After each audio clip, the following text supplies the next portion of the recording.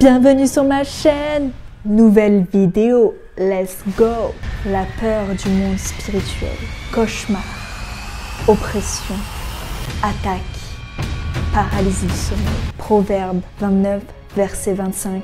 La crainte des hommes tend un piège, mais celui qui se confie en l'Éternel est protégé.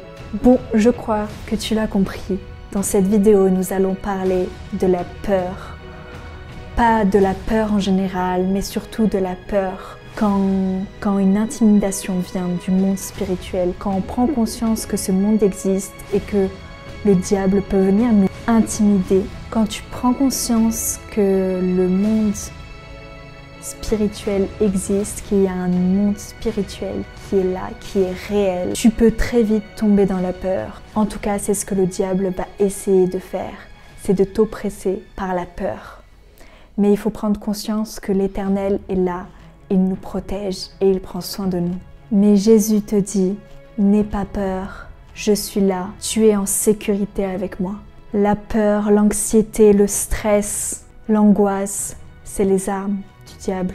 Quand je marche dans la vallée de l'ombre de la mort, je ne crains aucun mal, car tu es avec moi. Ta houlette et ton bâton me rassurent. Psaume 23, verset 4. En fait, dans ce psaume, bon, c'est très clair. J'ai pas forcément besoin de revenir sur ce qui était dit, parce qu'en fait, il y a toute la réponse. Quand tu es là, dans la vallée de la mort, tu ne crains aucun mal, car l'Éternel est là, il est avec toi, il prend soin de toi. Et bon, la peur existe depuis la nuit des temps, depuis toujours, la peur a toujours existé. Elle vient sans arrêt, elle peut sans arrêt venir polluer notre cerveau en permanence, en nous envoyant des pensées négatives, en nous envoyant des pensées dévalorisantes et en nous paralysant complètement notre quotidien. Elle peut complètement venir bouleverser notre quotidien, venir nous paralyser, nous faire du mal. Il ne faut pas laisser la peur prendre cette place, il ne faut pas laisser la peur prendre cette place qui ne lui appartient. Le seul but du diable, il faut se rappeler, c'est de nous détruire. Le voleur ne vient que pour dérober, égorger et détruire. Moi, je suis venu afin que les brebis aient la vie et qu'elles soient dans l'abondance. Jean 10, verset 10. Il faut se rappeler qu'il y en a un, son but, ça va être de nous paralyser, de nous faire peur. On est à contre-courant, il y en a un qui va faire tout pour nous faire tomber. Alors la peur, elle remonte à Adam et Ève dans le jardin d'Éden suite à leur désobéissance. Ils ont été privés d'une relation en or et de tous leurs avantages. Et là, la peur, elle s'est abattue sur eux comme une grande menace. C'est à partir de ce moment-là, en fait, que la peur a existé. À partir d'un péché, d'une désobéissance. La peur a existé. Avant ça, Adam et Ève, quand ils étaient en parfaite communion avec Dieu, il n'y avait pas de peur, il n'y avait pas tout ça. Mais c'est à partir de ce moment-là où tout a commencé. Genèse 3, versets 14 à 15, il est écrit « L'Éternel Dieu dit au serpent, puisque tu as fait cela, tu seras maudit entre tout le bétail et entre tous les animaux des champs. Tu marcheras sur ton ventre et tu mangeras de la poussière tous les jours de ta vie. Je mettrai entre toi et la femme, entre ta postérité et sa postérité. Celle-ci t'écrasera la tête et tu lui blesseras le talon. » Pourquoi je lis ce passage? Pourquoi je vous dis ce passage? Parce qu'on voit bien que dans ce passage, Dieu, là, il est en train de sanctionner l'homme et la femme par leur désobéissance. Et il est aussi en train de sanctionner le diable. Et ça nous montre qu'en fait, Dieu, il est tout puissant et il a tout pouvoir. Ça nous montre qu'il ne peut rien contre Dieu. Il n'a pas la puissance et ne peut s'opposer à Dieu. Il n'a pas de mot à dire face à ce qu'il lui dit. Il ne peut pas se défendre face à Dieu. Donc il faut prendre conscience qu'en fait, Dieu, il est tout puissant. Dieu, il est vraiment au-dessus de lui. Dieu, il a tout pouvoir, il a toute puissance. Donc on n'a rien à craindre car nous, eh ben, on est enfant de Dieu, on appartient à Dieu, on est sous sa protection, il prend soin de nous. Donc, il n'y a pas un combat égal entre Dieu et le diable. Dieu est vraiment plus grand, Dieu est tout puissant, il a toute puissance.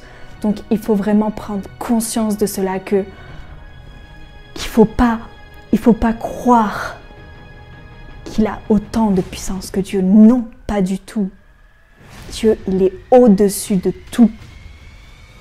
Donc ça montre vraiment ce verset que Dieu a toute puissance, il a toute autorité, il a tout droit. Jacques 2, verset 19. Tu crois qu'il y a un seul Dieu, tu fais bien. Les démons aussi le croient et ils tremblent. Là, ça nous montre complètement, les démons, le diable, ils sont devant Dieu, ils tremblent. Ils font pas le malin devant Dieu. Ils peuvent rien face à Dieu. Ils montrent pas les muscles face à Dieu, non. Il peut pas parce que Dieu est tout puissant. Il faut faire vraiment attention de ne pas mettre le diable et Dieu à la même échelle, non.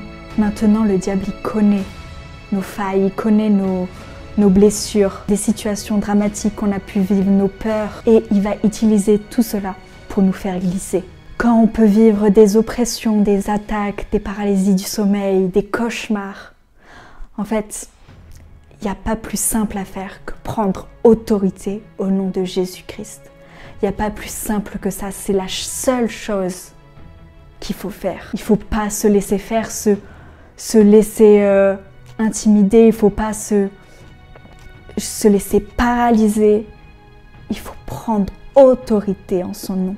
Et là, tu pourrais te dire, mais pourquoi on vit ces choses? Si Dieu est tout-puissant, pourquoi il nous laisse vivre ça?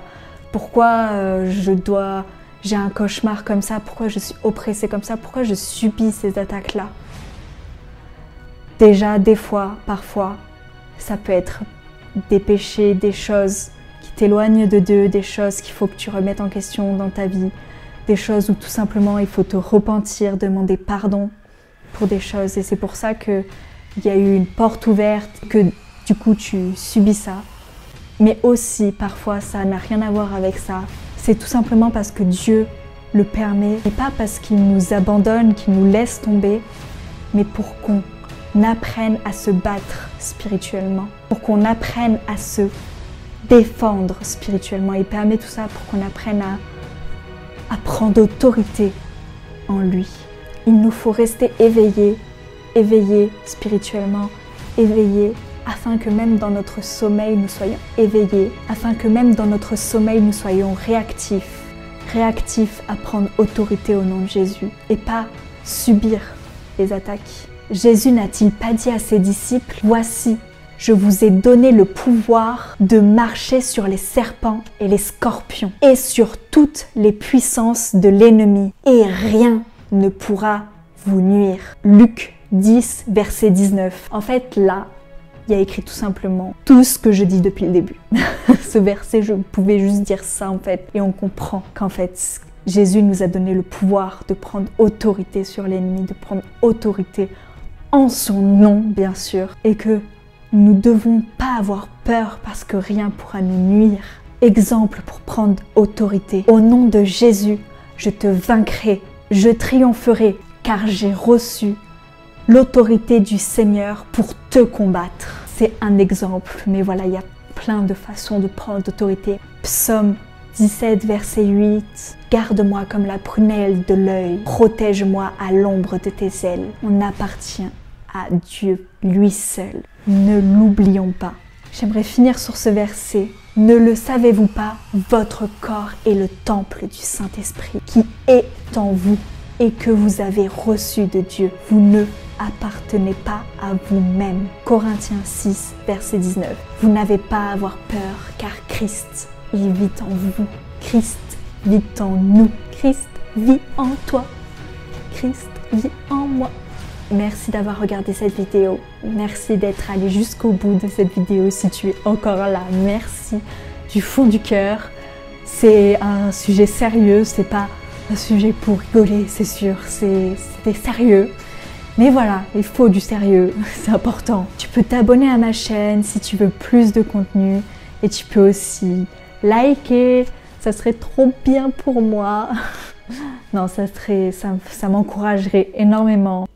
Merci!